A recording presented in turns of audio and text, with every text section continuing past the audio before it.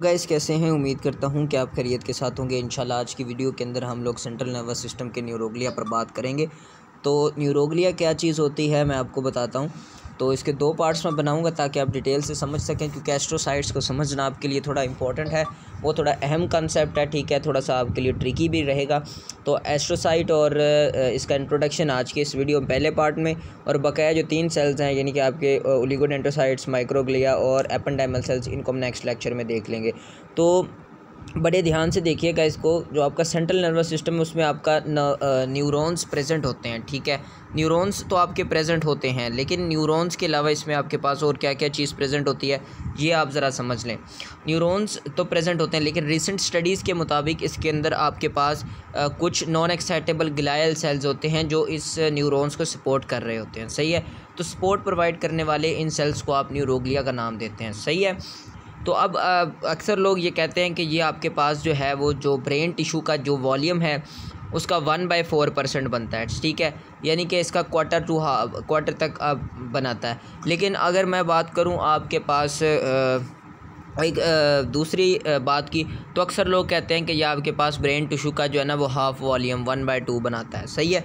तो अब आप इसको कोई ज़हन में रखना बहुत इंपॉर्टेंट नहीं है। हम कोई रिसर्च करने नहीं जा रहे यहाँ पे, लेकिन सिर्फ आपको बताने की हद तक था कि ये कुछ लोग इसे समझते हैं कि ये क्वार्टर तक 1/4 बनाता है पूरे इसके न्यूरॉन्स के मुकाबले में, और कुछ समझते हैं कि भाई 1/2 यानी कि जितने न्यूरॉन्स हैं उतने ही आपके पास ये ग्लायल सेल्स होंगे। तो इनकी हम लोग बात कर लेते हैं कि ये जो आपके पास प्रेजेंट होते हैं ये आपके पास 4 होते हैं। कितने होते हैं? 4। लेकिन एक बात आपको इंपॉर्टेंट बताता चला जाऊं कि जिस तरह न्यूरॉन का जो सेल है वो आप बाद में डिवाइड नहीं कर सकता, रेप्लिकेट नहीं कर सकता।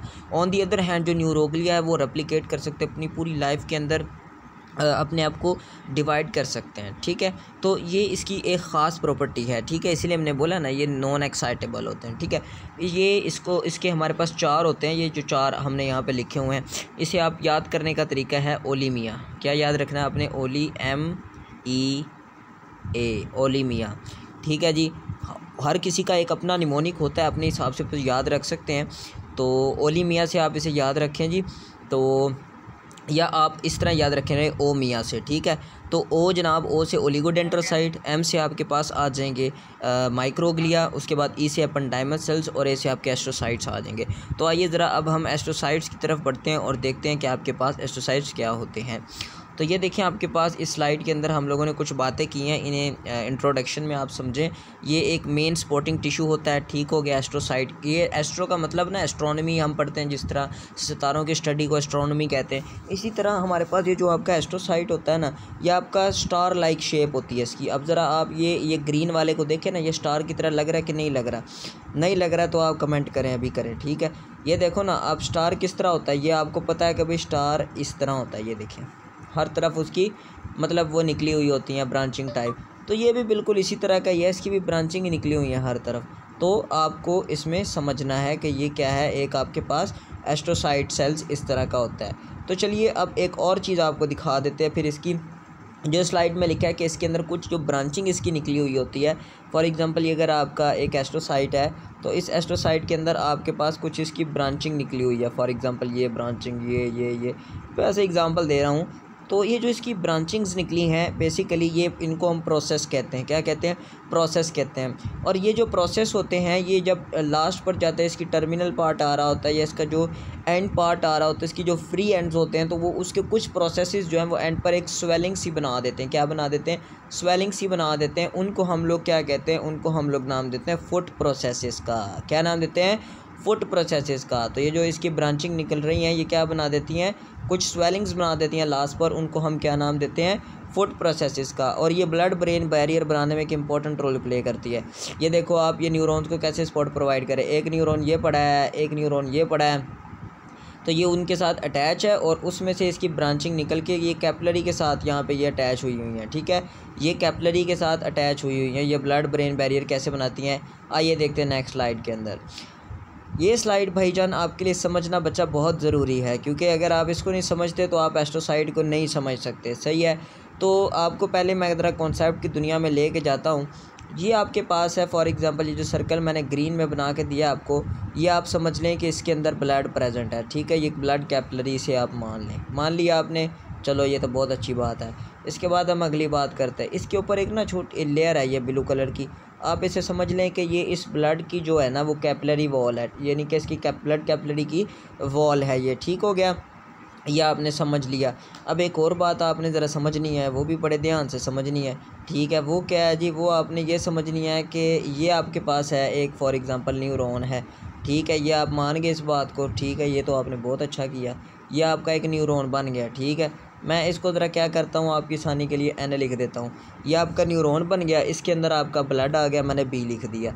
अब क्या है आपके पास समझने वाली चीज़ कि इस ये जो ब्लू एरिया है इसके ऊपर क्या प्रेजेंट है, फुट प्रोसेस प्रेजेंट हैं। यहाँ पर न्यूरॉन्स के साथ एस्ट्रोसाइट एक अटैच था फॉर एग्जांपल, और उस एस्ट्रोसाइट की जो ब्रांचिंग निकल रही थी उनमें से इस तरह करके उन्होंने फॉर एग्जांपल ये फुट प्रोसेसेस बनाए हुए हैं इस कैपिलरी वॉल के ऊपर। उम्मीद है कि आपको यहाँ तक बात समझ आई होगी, कोई इसमें मुश्किल बात नहीं है।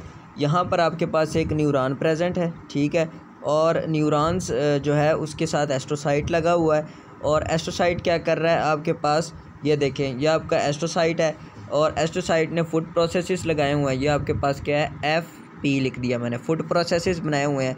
और उसने किसको सराउंड किया है, CW कैपिलरी वॉल्स को। ठीक है, और ये आपके पास अंदर क्या है, कैपिलरी के अंदर ये आपका B फॉर ब्लड है। ठीक है, अब आप देखें कि उसने लाइन ये लिखी है कि जो आपका न्यूरॉन है, कौन है, न्यूरॉन है, तो वो कहता है कि neuron is separated from blood, neuron is separated from, यानी कि ब्लड न्यूरॉन से सेपरेट है विद द हेल्प ऑफ, आप अब बताएं किसकी हेल्प से, एक आपके ये फुट प्रोसेस और दूसरी आपकी कैपिलरी वॉल है। यही बात मैंने आपको बतानी है और यही बात इसमें सीखने वाली है। ये ब्लड ब्रेन बैरियर बन रहा है, ब्लड ब्रेन बैरियर बोलते हैं, ये दोनों मिलके ब्लड ब्रेन बैरियर बनाते हैं, यानी कि ब्लड के अंदर आपको ब्रेन के अंदर ब्लड नहीं जा सकता, तो ये एक ब्लड और ब्रेन के दरमियान एक बैरियर होता है, ब्लड और ब्रेन का बैरियर। ठीक है, ये फुट प्रोसेसेस और कैपिलरी वॉल्स बना रहे होते हैं, तो न्यूरॉन से ये इसको सेपरेट कर रही होती। कौन सी दो चीज़ें देखिए आप, ये देखिए, ये न्यूरॉन से एक एस्ट्रोसाइट के फुट प्रोसेस और दूसरा इसके ऊपर जो वॉल है कैपिलरी की, वो सेपरेट कर रहे होते हैं। तो मैं उम्मीद करता हूँ आपको इस बात की समझ आई होगी। अब इस लाइन्स को पढ़ें, एस्ट्रोसाइट्स लार्ज नंबर में होते हैं एडजेसेंट टू ब्लड वेसल्स, ये देखिए ये ब्लड वेसल्स के साथ विद देयर फुट प्रोसेस, और उसके फुट प्रोसेस होते हैं जो कि उसके गिर्द, ये देखिए ये ग्रीन में ये स्लीव बना रहे हैं, लिहाफ बना रहे हैं, कवरिंग बना रहे हैं। Blood is separated from the neurons, blood आपके क्या है, न्यूरॉन से सेपरेट हो रहे थे, जो मैंने पीछे आपको बताया, न्यूरॉन से किसकी, कैपिलरी वॉल्स और एस्ट्रोसाइट के फुट प्रोसेसेस के लेयर की वजह से, जो कि दोनों मिलके क्या बना रहे हैं, blood brain barrier, triple B जिसको बोलते हैं। The blood brain barrier it is a selective barrier, selective barrier जो कुछ चीज़ों को अपने अंदर से गुजरने देता है, कुछ को नहीं गुजरने देता, कुछ को जल्दी गुजरने देता है, कुछ को स्लो गुजरने देता है।